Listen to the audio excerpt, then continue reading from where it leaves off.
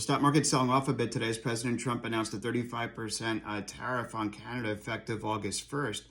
However, the market overall, at least as of yesterday, still hitting record highs. The market is ignoring the tariff back and forth with President Trump in the White House with other countries.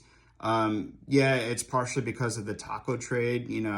Trump always chickens out. There's increased likelihood that this is just negotiations and there'll be a pivot before August 1st. And you know what? The market at this point doesn't really care. There's so much strength, mostly due to AI and the trends with not only AI, but the energy and infrastructure in order to power AI. And the deflationary forces of that is more than the inflationary impacts of the tariffs.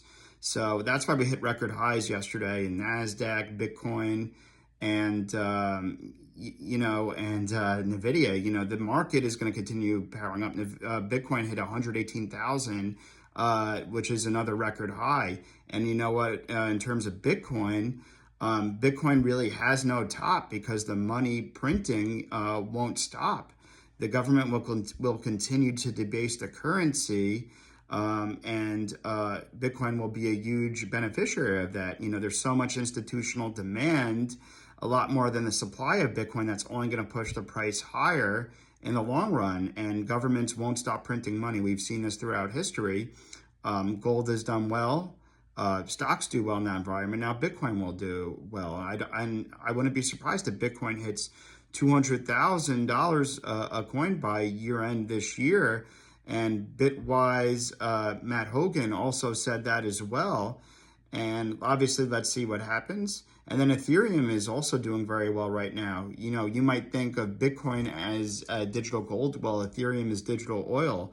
It's the rails that the stable coins will run on.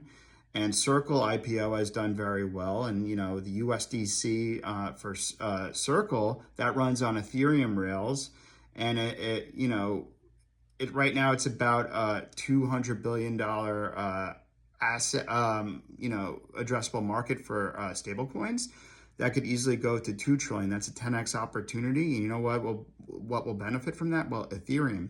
So Bitcoin and Ethereum, I think if anything in crypto, those are the 2 main names in town. Everything else is noise, and most likely all other altcoins will probably go to zero in the long run. Bitcoin, digital gold, Ethereum, digital oil. Those are the crypto assets to pay attention to, in my opinion, especially because of all the demand right now outstripping supply.